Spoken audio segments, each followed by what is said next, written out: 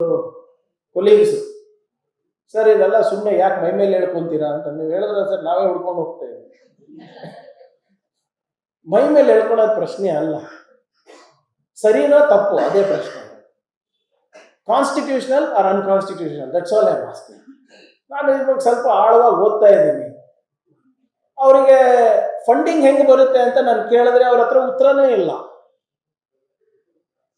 ಒಂದು ಒಳ್ಳೇದೇನಾಯ್ತು ಅಂದ್ರೆ ಅಮೀನ್ ಮಟ್ಟು ಸಾಬ್, ನಾವು ಇಷ್ಟೆಲ್ಲ ಪ್ರಶ್ನೆ ಕೇಳೋದಕ್ಕೆ ಮೋಹನ್ ಭಾಗವತ್ ಅವರೇ ಬಂದು ಬೆಂಗಳೂರಿಗೆ ಉತ್ತರ ಕೊಡಂಗಾಯ್ತು.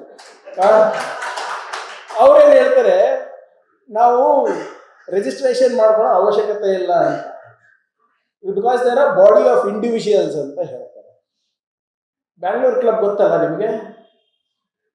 Bangalore club also is a body of individuals. Bangalore Club also is body of individuals. They come under the tax regime.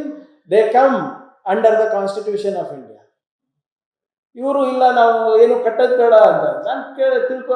ಅವರು ಮೋಹನ್ ಭಾಗವತ್ ಅವ್ರು ಹೇಳಿದ್ರು, ಪ್ರಿಯಾಂಕೆ ಅಂದರೆ ನನ್ನ ಹೆಸರು ಹೇಳಿಲ್ಲ, ಅವ್ರಿಗೆ ಗೊತ್ತಾಗಲ್ಲ, ಏನು ನಮ್ಗೇನು ರಿಜಿಸ್ಟ್ರೇಷನ್ ಅವಕಾಶ ಇಲ್ಲ ಅಂತ ಹೇಳಿದ್ರು. ನಾನು ಮಾತು ಕೊಡ್ತಾ ಇದ್ದೀನಿ ನೋಡಿ, ಇವತ್ತಿಲ್ಲ ನಾಳೆ ರಿಜಿಸ್ಟರ್ ಆಗೇ ಬೇಕು, ಆಗ್ತಾರೆ, ನಾನು ಮಾಡಿಸ್ತೀನಿ. ಎಲ್ಲಿ ತನಕ ನಮ್ಮ ಹತ್ರ ಕಾನೂನಿದೆ, ಎಲ್ಲಿ ತನಕ ನಮ್ಮ ಹತ್ರ ಸಂವಿಧಾನ ಇದೆ, ನಾವು ಅದನ್ನ ಮಾಡಿಸ್ತೀವಿ. ನಾನು ಹೇಳ್ತಾ ಇದ್ದಾಗ ನಮ್ಮ ಕೊಲೀಗ್ಸ್ ಕೇಳಿದ್ರು, ಯಾಕಪ್ಪ ಮೈ ಮೇಲೆ ಹೇಳ್ಕೊಂತ ಇದೆಯಾ?